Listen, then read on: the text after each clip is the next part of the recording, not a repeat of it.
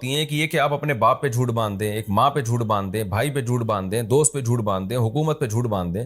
تو ان جھوٹ باندھنے کی نوعیتوں میں سب سے بڑا ظالم وہ ہے، سب سے بڑا جھوٹ یہ ہے کہ آپ خدا کی طرف جھوٹ کی نسبت کریں. اب جب یہ ڈیبیٹ ان کی قوم سے ہو رہی ہے تو پھر آپس میں انہوں نے مشورہ کیا کہ بھائی وَإِذِ اعْتَزَلْتُمُوهُمْ، یہ چند نوجوان مل کے اکٹھے ہوئے، انہوں نے آپس میں مشورہ کیا کہ دیکھو جب تم نے اس قوم کو چھوڑ ہی دیا ہے اور جب کہ تم اعتزلتموہم، اس قوم سے تم نے کنارہ کشی اختیار کر لی ہے، یعنی اس کے مذہب کو چھوڑ دیا تم نے، وما یعبدون، اور ان کے معبودوں کو بھی چھوڑ دیا. تو دو ہی چیزیں ہوتی ہیں، عابد اور معبود. تو ان میں یہاں بھی اس ملک میں دو ہی طرح کے لوگ ہیں، یا تو مشرک ہیں یا وہ باطل ہیں جن کی عبادت ہو رہی ہے. تو دونوں ہی باطل ہیں. تو ہم ان باطل لوگوں میں ہم کیوں رہیں؟ تو لہذا جب ہم نے ایسا کر ہی دیا ہے فَأَوُوا إِلَى الْكَهْفِ، تو پھر غار کی طرف چلو. کیا مطلب؟ نظریاتی طور پر تم نے جب اس قوم کو اور ان کے خداؤں کو چھوڑ دیا ہے تو عملی طور پہ بھی چھوڑ دو، یعنی جسمانی طور پہ بھی کنارہ کشی اختیار کر لو. تو اللہ کے سوا جب سب کچھ چھوڑ دیا ہے تو پھر پریکٹیکلی بھی چھوڑ دو. اب چھوڑ کے جائے کہاں؟ تو فَأَوُوا إِلَى الْكَهْفِ، فی الحال یہ کرو کہ غار میں چلے جاؤ، چھپ کے وہاں اللہ کی عبادت کرو، کھانے پینے کا انتظام کر لو، حفاظت کے لیے کتا ساتھ میں لے جاؤ اپنے. تو جو ایک دنیاوی اسباب ہو سکتے ہیں وہ اختیار کرو، وہاں جا کے ہم غور کریں گے. فی الحال یہاں سے نکلو، کیونکہ یہ تو ہمیں نہ نماز پڑھنے دے رہے ہیں، نہ روزہ رکھنے دے رہے ہیں، نہ توحید پر قائم رہنے دے رہے ہیں. فی الحال یہاں سے نکلو.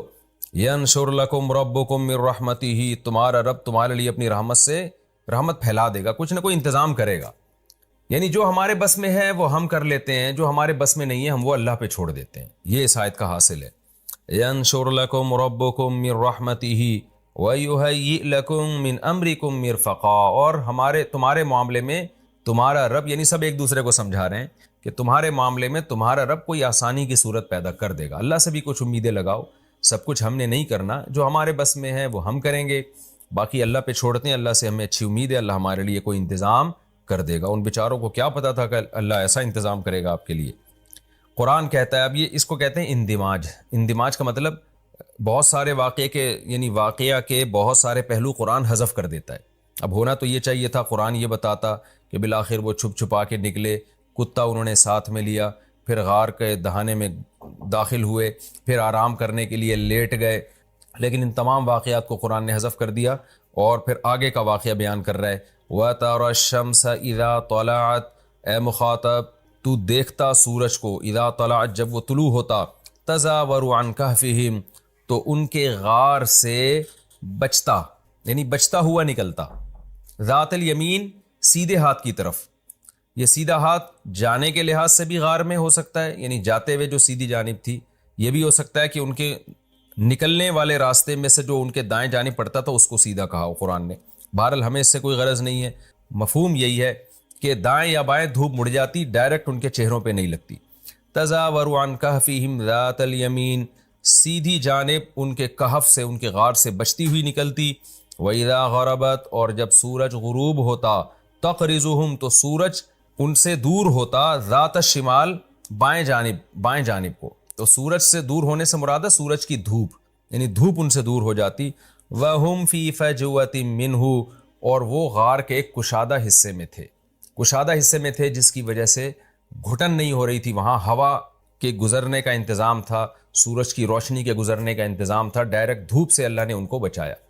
یہ بھی دیکھیں اللہ کی کیسی قدرت ہے، جو اللہ اتنا کر سکتا ہے کہ غار میں کسی کو 309 سال تک سلا سکتا ہے بغیر روٹی کے، بغیر پانی کے. تو اس کو اس کی کیا ضرورت ہے کہ وہ سورج کی روشنی کو ان سے بچائے؟ تو اللہ یہ بھی کر سکتا تھا کہ سورج ان پہ پڑ بھی جاتا، پھر بھی اللہ بچا لیتا. لیکن اس سے پتہ چلتا ہے کہ اللہ تعالیٰ نے اس دنیا کو اسباب کے ساتھ چلایا ہے. تو اللہ تعالیٰ کا مقصد کیا تھا کہ ان کو 309 سال تک سلانا اور پھر جگا دینا. تو اس کے لیے اس کی ضرورت نہیں تھی کہ دھوپ ان کے اوپر ڈائریکٹ پڑے اور پھر اللہ اس دھوپ کے اثرات سے ان کو بچائے. بس اتنی ضرورت تھی کہ بھوک اور پیاس کی حاجت اس سے اللہ ان کو مستغنی کر دے. تو یعنی جب اس سے کام چل سکتا تھا نا، کہ کیونکہ روٹی تو کھا نہیں سکتے تھے نا، سوتا ہوا آدمی روٹی نہیں کھاتا، اور اگر جاگتے تو ان کو یہ ٹائم ان کے لیے بہت طویل ہو جاتا، 309 سال وہ تو پاگل ہو جاتے اس میں. تو اللہ تعالیٰ نے اس دنیا کو اسباب کے ساتھ چلایا ہے. تو اللہ تعالیٰ نے اپنی قدرت بھی اگر دکھائی ہے نا، تو جتنی قدرت سے کام چل سکتا تھا بس اسی پر اکتفا کیا گیا ہے اور باقی تمام اسباب ہی اختیار کیے گئے ہیں. تو یہ اللہ تعالیٰ کی عادت ہے کہ اللہ نے اس دنیا کو اسباب کے ساتھ جوڑا ہے. تو ان کو زندہ رکھنے کے لیے یہ ضروری تھا کہ سورج ان پہ ڈائریکٹ نہ پڑتا, تو اللہ تعالیٰ نے یہی انتظام کیا کہ سورج کو پڑنے نہیں دیا ان کے اوپر. اور اسی طرح ان کے جو ان کا غار پہ جو کتا بیٹھا ہوا تھا اس کو بھی اللہ نے ایک روب دیا تاکہ لوگ بھی اندر نہ آئیں, ورنہ اللہ چاہتا تو لوگ اندر آ جاتے اور ان کا کچھ نہ بگاڑ سکتے, مر جاتے, کچھ بھی ہو سکتا تھا. تو یہ ساری باتیں اس کی علامت ہیں کہ اللہ اس دنیا کو اسباب ہی کے ساتھ چلاتا ہے. ذالک من آیات اللہ, اللہ فرماتے ہیں یہ اللہ کی آیات میں سے ہے. من یہد اللہ فہو المہتد, لیکن اے نبی جس کو اللہ ہدایت دے گا وہی ہدایت پائے گا. یعنی اللہ کی ایسی قدرت کی نشانیاں دیکھنے کے بعد بھی ہر ایک کو پھر بھی ہدایت نہیں ملتی, اسی کو ملے گی جس کو اللہ چاہے گا. ومن یضلل, اور جس کو اللہ گمراہ کر دے, فلن تجد له ولیا مرشدا, تو آپ ہرگز اس کے لیے کوئی دوست اور ہدایت دینے والا نہیں پائیں گے. یہ تسلی بھی دی جا رہی ہے کہ بہت سے لوگ پھر بھی بے ایمان ہو کے ہی مریں گے اتنی قدرت اور اتنا کچھ دیکھنے کے باوجود. تو جس کے دل میں انابت ہوگی اس کو اللہ ہدایت دے گا, جو نہیں چاہے گا اللہ کی عادت ہے اس کو ہدایت نہیں دیتا اللہ تعالیٰ. یہ رکوع الحمدللہ ہمارا کمپلیٹ ہو گیا اور اصحاب کہف کا ایک حصہ اس میں بیان ہوا ہے. اب ہم اگلے رکوع کی طرف چلتے ہیں. رکوع آسان ہے, اگلے رکوع کی طرف ہم چلتے ہیں. بسم اللہ الرحمن الرحیم. سورہ بنی اسرائیل, سورہ کہف کا رکوع نمبر 3 اور 15ویں پارے کا رکوع نمبر 15. اس کا مختصر لفظی ترجمہ گرامر کے ساتھ ہو گیا تھا. آج انشاءاللہ میں اس کی تفسیر شروع کروں گا. اعوذ باللہ من الشیطان الرجیم. بسم اللہ الرحمن الرحیم. وَتَحْسَبُهُمْ أَيْقَاظًا وَهُمْ رُقُودٌ, اور اے مخاطب تو ان کو سمجھتا کہ وہ جاگ رہے ہیں. یعنی اصحاب کہف جو غار میں گئے تھے اللہ نے ان کو سلا دیا بہت گہری نیند. تو اب ان کی کیفیت کیا تھی ان آیتوں میں اس کا بیان چل رہا ہے. کیفیت یہ تھی کہ اے مخاطب تو اگر ان کو جا کے دیکھتا تو تجھے ایسا لگتا کہ یہ جاگ رہے ہیں. یعنی چہرے پہ چہرہ فریش تھا ان کا. آپ نے دیکھا ہوگا نا بعض دفعہ کوئی آدمی آنکھیں بند کر کے لیٹا ہوا ہوتا ہے تو ایک روب ہوتا ہے اس کے چہرے پہ, سوتے ہوئے انسان کے چہرے پہ روب نہیں ہوتا. تو اللہ میاں نے یہ روب اس لیے ڈالا تاکہ کوئی ان کو نقصان نہ پہنچائے. اس سے بھی پتہ چلتا ہے اللہ تعالیٰ دنیا کو اسباب کے ساتھ چلاتے ہیں. اب دیکھیں یہ اللہ نے اپنی قدرت دکھائی, 300 سال سلا دیا. تو جو اللہ یہ قدرت دکھا سکتا ہے وہ یہ بھی تو کر سکتا ہے نا کہ ویسے ہی ان کی حفاظت کا انتظام کر لے.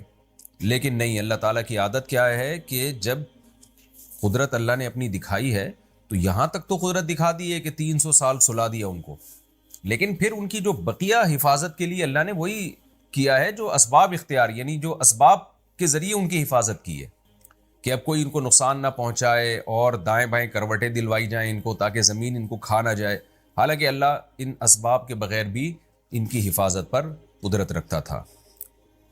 وَنُقَلِّبُهُمْ ذَاتَ الْيَمِينِ وَذَاتَ الشِّمَالِ, اور ہم ان کو الٹ پلٹ کر رہے تھے دائیں طرف اور بائیں طرف, یعنی کروٹیں بھی وہ لے رہے تھے کیونکہ اگر آپ 300 سال تک ایک ہی جگہ لیٹے رہیں تو زمین ہی کھا جائے گی آپ کو. مریضوں کے ساتھ ہوتا ہے نا, جو بستر پہ اگر طویل عرصے ایک ہی زاویے پہ پڑے رہتے ہیں تو کیسے ان کی جلد خراب ہونا شروع ہو جاتی ہے. وَكَلْبُهُمْ بَاسِطٌ ذِرَاعَيْهِ بِالْوَصِيدِ, اور ان کا کتا وہ چوکھٹ پہ اپنے دونوں بازوؤں کو پھیلائے ہوئے تھا. کتے عام طور پر حفاظت کے لیے چوکھٹ پہ بازو پھیلا کے بیٹھ جاتے ہیں اور ہانپ رہے ہوتے ہیں.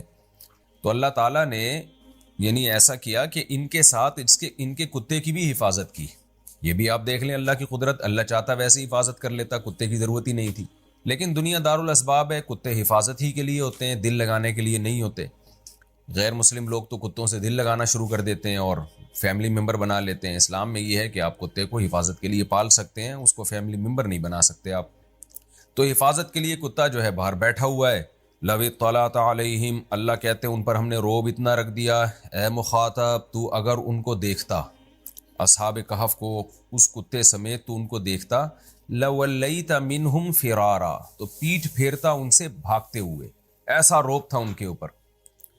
وَلَا مُلِئْتَ مِنْهُمْ, اور بھر جاتا تو ان سے رعبا, روب کے اعتبار سے, یعنی تجھ میں ان کا روب بیٹھ جاتا. کچھ اللہ نے ایسی ان کی چہرے پر ہیبت طاری کر دی تھی.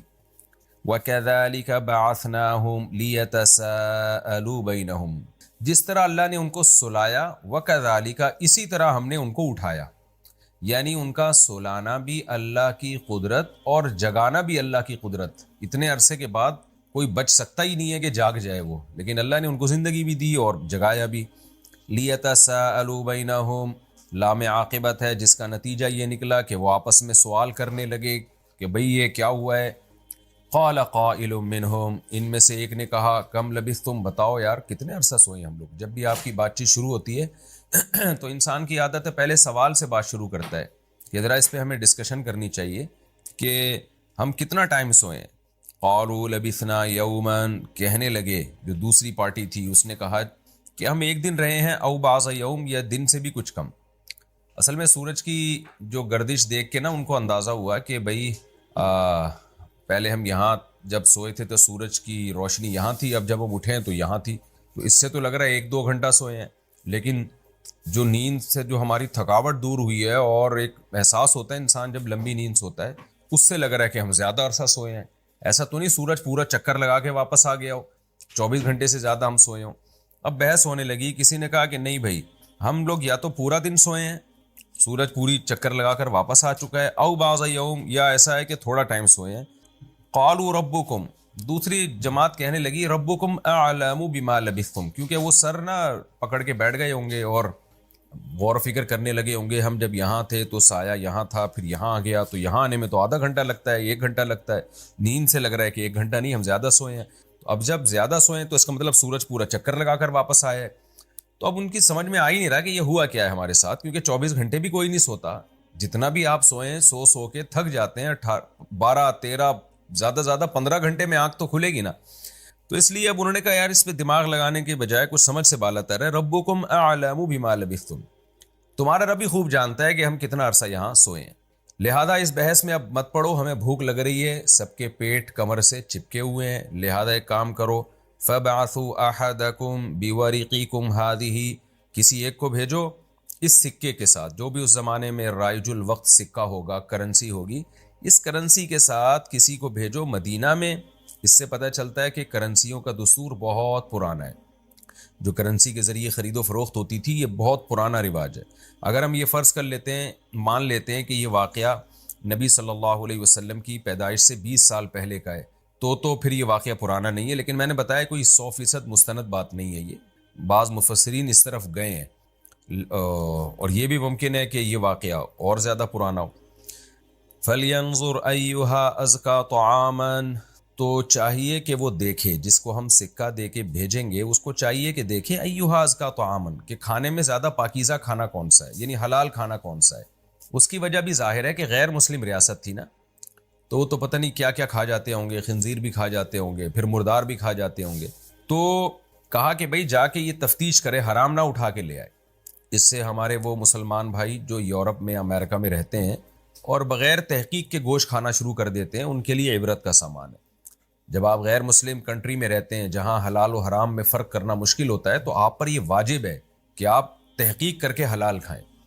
اور یہ بات بھی خوب اچھی طرح سمجھ لیں، آج کل حلال کی اسٹیمپیں بہت بک رہی ہیں.